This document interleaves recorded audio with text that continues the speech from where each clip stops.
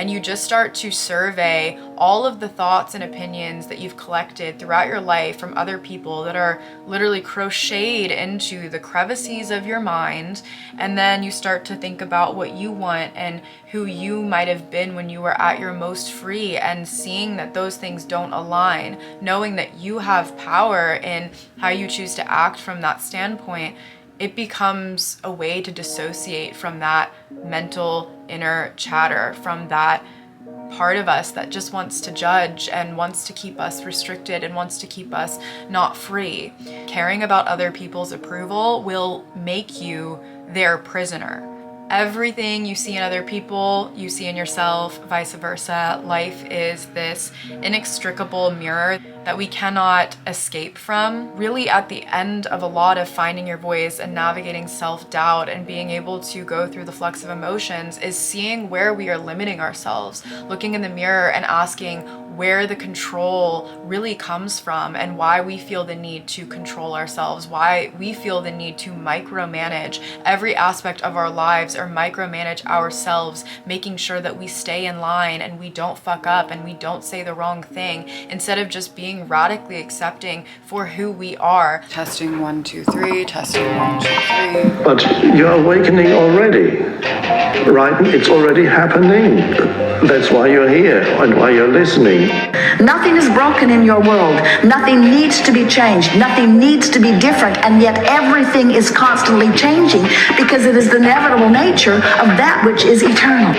What I've come to realize in this endless searching for answers is that there really are none. If you spend your whole life trying to get your act together, then what do you have? You have an act, right? Instead of a life. Welcome back to Figuring Shit Out. I'm Vanessa Fontana.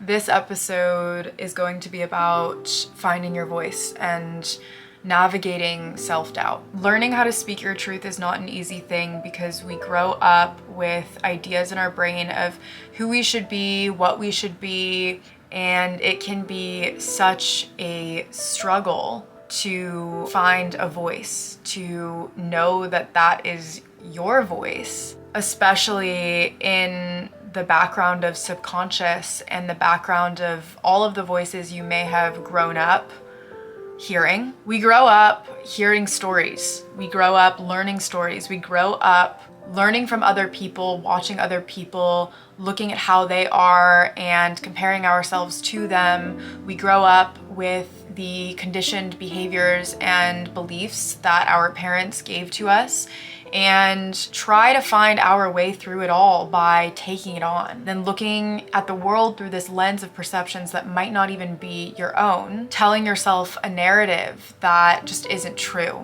that's been perpetuated for you, that you didn't even have a choice to believe or not. And this is what really creates that barrier to believing in yourself and learning how to find your voice, and thinking that the perceptions and opinions of other people are important in a grand sense. When we're children, we have a sense of freedom that we somewhere along the way lose as we grow into adulthood and we start comparing ourselves to other people. And what can be so challenging about losing that innocence is that it doesn't really leave you, it just hides. So all of the things that you did in freedom without the fears of other people, they become clouded.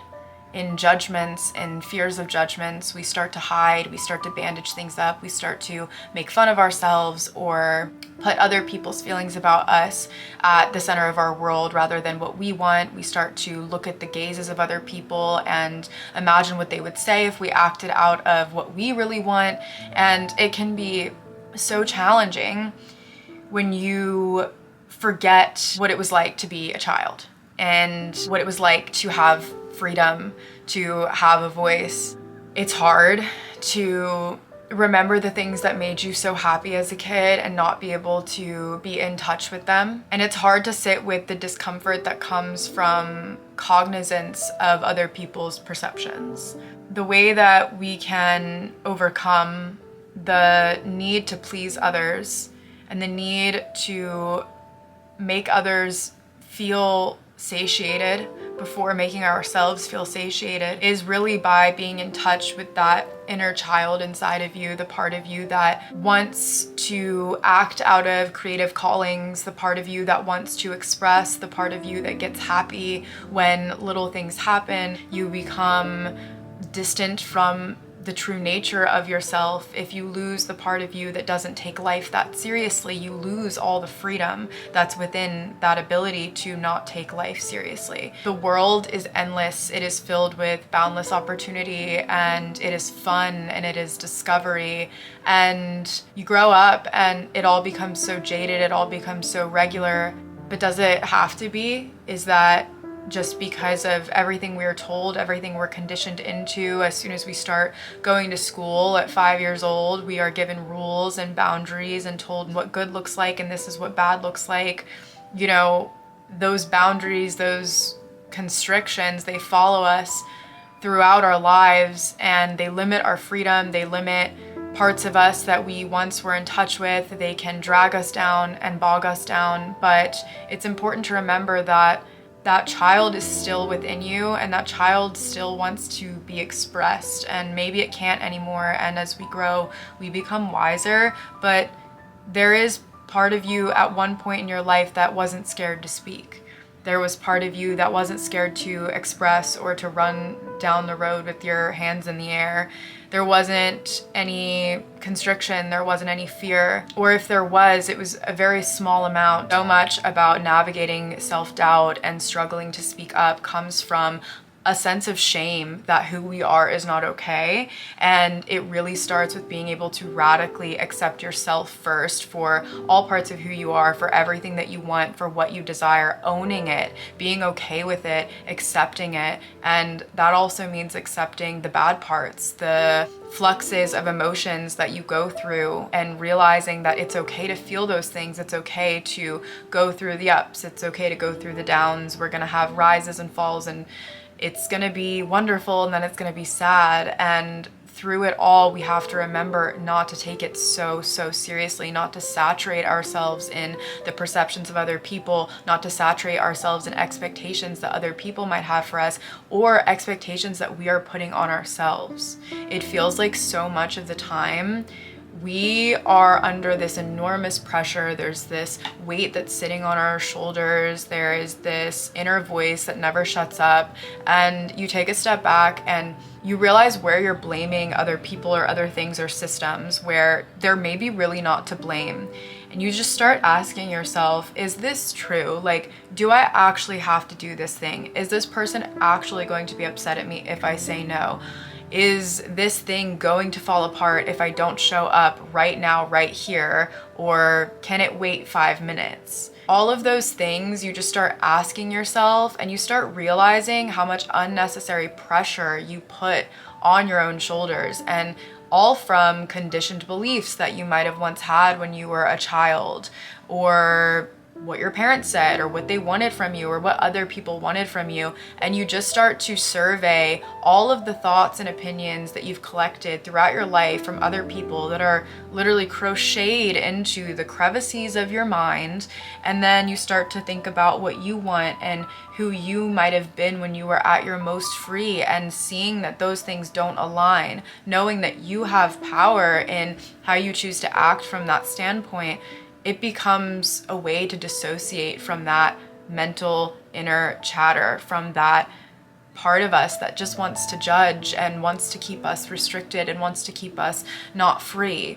So really, at the end of a lot of finding your voice and navigating self-doubt and being able to go through the flux of emotions is seeing where we are limiting ourselves, looking in the mirror and asking where the control really comes from, and why we feel the need to control ourselves, why we feel the need to micromanage every aspect of our lives, or micromanage ourselves, making sure that we stay in line and we don't fuck up and we don't say the wrong thing, instead of just being radically accepting for who we are, knowing that we are human beings and that we are going to fall, we are going to rise. But at the end of it all, you are you. And that's so special. And that's okay to fuck up. It's okay to say the wrong thing, and not needing to be this idea of something that someone put in your head when you were a child, and knowing that there is something else, there is something much deeper within me, inside of me, that I may have had when I was a kid, that along the way I might have lost. Waking up to the fact that embarrassment is a choice will be the one thing that frees you from every little structure of control in your brain that tells you not to do something because you're scared of what other people will think or say. When you can really just not care, learning how to not care does not mean that you're never gonna fear what people think about you. Learning to not care means that you hear the voice inside of your head that tells you to care, that tells you to stop, that tells you to act from a place of being scared and not do the thing, and telling it to fuck off, and telling it to just move down the road. You don't need it right now, and you're gonna do it anyways. It is about having that power between the thought that exists and the autonomy that you have to be able to go do the thing that you want to. Caring about other people's approval will make you their prisoner. You realize that no one is paying attention to you as much as you are. Here's another little segue. The more that you judge other people, the more that you will judge yourself. Everything you see in other people, you see in yourself, vice versa. Life is this inextricable mirror that we cannot escape from. It's time to stop judging other people. It's time to stop letting your mental narrative ring up stories about other people and care about their drama and get involved in their drama and think about them and talk badly about them. You have to stop gossiping if you want to really learn to love yourself. There is such a huge correlative nature between gossiping and talking about other people and having a real sense of self-deprecation. Those two things are so incredibly high, because the only reason you would judge another person, you would see something and look at them doing something out of the nature of who they are and say, ew, is if you would say that to yourself. And you realize more and more that the more that you start to love yourself, the more that you start to use your voice and speak your truth, the more that you want other people to do the same, the more that you want to encourage other people to be who they are, the more that you love yourself, the more that you see in others things to love. And so know that anyone who judges you, anyone who does have anything negative to say about you, is only doing it from a place of emptiness within themselves. And those opinions are not opinions that you want to take on at all in general. So why let them determine your life? Why let them guide you? It is guiding you from a place of energetic mishap, something that you don't want. You truly want to be able to speak. You want to be free. That's what we all want. At the end of everything, we just want freedom. We just want the ability to choose. We just want the ability to move. We just want the ability to not feel so trapped and not feel like we have to do these things and we have to be this person that we are not, and just really release and exalt who we are. That's really what we all want. And when you realize that other people are keeping you trapped just by existing, just by the potential or the possibility of them perceiving you, you have to realize that no one who's going to judge you is going to be someone you want to judge you. You navigate self-doubt, and it really is a navigation. It really is a journey. It really is finding things out and having to sit with them and then come out of it. And you navigate that really scared part of you by giving yourself space to be, not trying to force or change or control, not needing other people to behave a certain way for you to feel all right, not needing to seek validation in other people or other things or approval in the world. It's just a radical acceptance of being, okay, this is where I'm at. That's fine. I know I'm not going to be here forever. I know it's just a moment. I know that I'll rise above. I know that there's a lesson. It's about saying those things to yourself when you're going through times that can feel really difficult, really constricting, really, really hard. You were not given a voice so that you couldn't use it. You have to realize that the things that you want are not coincidental, and going against the grain of them and choosing to fit yourself into a tiny little box is keeping yourself so constricted from the most beautiful reality that you could imagine. It is keeping you inside of a cage. If you spend your whole life trying to get your act together, you don't have a life, you have an act. So live your fucking life. You got to look for the redeeming feature. You got to look for things to appreciate. You got to find a reason to make it okay where you are. No, I've got to strive and struggle and try. That's what I've been taught. Growth and expansion is my quest. No, that's inevitable. Whether it comes easy or hard is the question. The horrible truth is that it's an inside job. That if you're going to get that love and that respect that you've just that union starts inside. To every experience of growth, there is an equal and an opposite. And that equal and an opposite is what drives you to that light. So you have to start inwards. You have to start first within yourself.